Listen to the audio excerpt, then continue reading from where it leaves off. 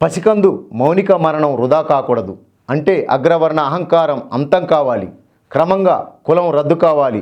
మనుషులంతా ఒక్కటవ్వాలి. కుమ్మెర ఘటనతోనైనా బీసీ రక్షణ చట్టం రావాలి. ప్రముఖ సామాజిక విశ్లేషకులు పాపన్ నాగరాజు గారు రాసిన వ్యాసం ఆధారంగా ఒకసారి బీసీ రక్షణ చట్టం గురించి అవలోకనం చేద్దాం.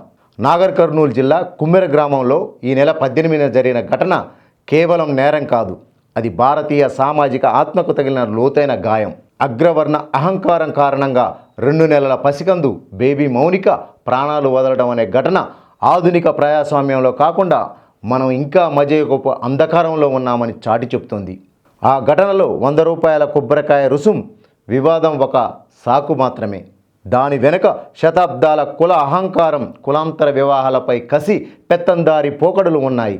కుమ్మెర మల్లన్న జాతరలో బాధితురాలు కీర్తి తన భర్త గణేషు, అత్త చంద్రకళతో కలిసి స్వామి దర్శనానికి వెళ్ళినప్పుడు నిర్వాహకులు 100 రూపాయల రుసుం చెల్లించాలని డిమాండ్ చేశారు.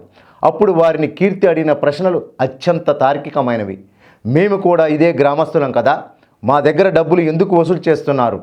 మేము కులవృత్తులు చేసుకొని బతికేవాళ్ళం, మా దగ్గర డబ్బులు తీసుకోవడం ధర్మమా? ఒకవేళ మేము మీకు డబ్బులు ఇచ్చినందుకు మీరు దానికి రసీదు ఇస్తారా? మరి రసీదు లేకుండా డబ్బులు ఎందుకు కట్టాలి? ఈ ప్రశ్నలు అగ్ర కులస్తులకు అవమానంగా అనిపించాయి. వారి దృష్టిలో కీర్తి ఒక తక్కువ కులం మహిళ, వెనుకబడిన వర్గానికి చెందిన ఒక స్త్రీ. ఇలా తల ఎత్తి తమను ప్రశ్నించడం వారి సామాజిక అహంకారాన్ని దెబ్బతీసింది. కీర్తి కుటుంబంపై జరిగిన దాడి రాజ్యాంగం కల్పించిన సమాన హక్కు నిబంధనలు 14-15తో పాటు గౌరవంగా జీవించే హక్కు నిబంధన 21కి ప్రత్యక్ష ఉల్లంఘనే.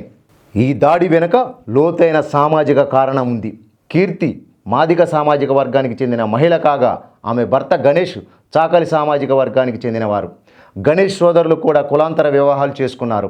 ఇలాంటి కులాంతర వివాహాలు కులాల మధ్య అంతరాలను చెరిపేస్తాయి. కుల వ్యవస్థ నిలవాలంటే రక్త స్వచ్ఛత ఉండాలని నమ్మే పెత్తందారులకు ఇది మింగుడు పడలేదు. నేటి ఈ దాడి వెనుక అసలు కారణం అదే. గ్రామాల్లోని కుల చేతివృత్తుల వారు అగ్రవర్ణాల వారికి ఉచితంగా సేవ చేయాలనే వెట్టి సంస్కృతి ఇంకా పోలేదు. రాజ్యాంగంలోని 23వ నిబంధన బలవంతపు చాకిరీ నిరోధం గురించి తెలుపుతుంది. గ్రామాల్లో జరుగుతున్నది కేవలం సామాజిక వివక్ష కాదు, ముమ్మాటికి రాజ్యాంగ ఉల్లంఘనే. శ్రమకు విలువ ఇవ్వని వారు కొబ్బరికాయకు మాత్రం 100 రూపాయల వెలకట్టడం వారి దోపిడీ మనస్తత్వానికి నిదర్శనం. కీర్తి అడిగిన హక్కుల ప్రశ్న పెత్తందారి అహంకారానికి తగిలిన దెబ్బ. లలిత కుమారి వర్సెస్ ఉత్తరప్రదేశ్ ప్రభుత్వం కేసులో సుప్రీంకోర్టు తీర్పు ప్రకారం తీవ్రమైన నేరం జరిగినప్పుడు వెంటనే ప్రథమ సమాచార నివేదిక ఎఫ్ఐఆర్ నమోదు చేయాలి.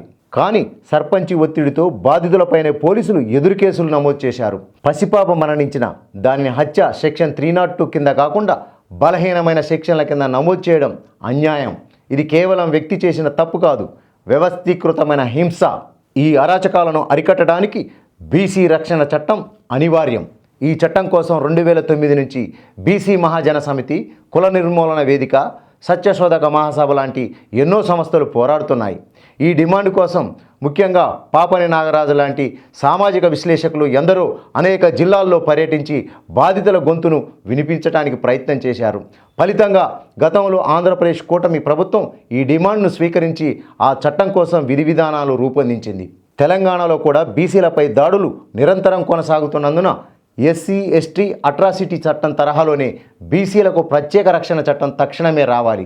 కులం ఉన్నంత కాలం ఇలాంటి దాడులు జరుగుతూనే ఉంటాయి. నిందితులపై హత్య కేసు నమోదు చేసి వేగవంతమైన న్యాయస్థానంలో విచారించి వారికి 6 నెలల్లోగా శిక్ష పడేలా చూడాలి. బాధిత కుటుంబానికి ₹1 కోటి పరిహారం, ప్రభుత్వ ఉద్యోగం ఇవ్వాలి. అసెంబ్లీలో బీసీ రక్షణ చట్టాన్ని ఆమోదించాలి. పసికందు మౌనిక మరణం వృధా కాకూడదు.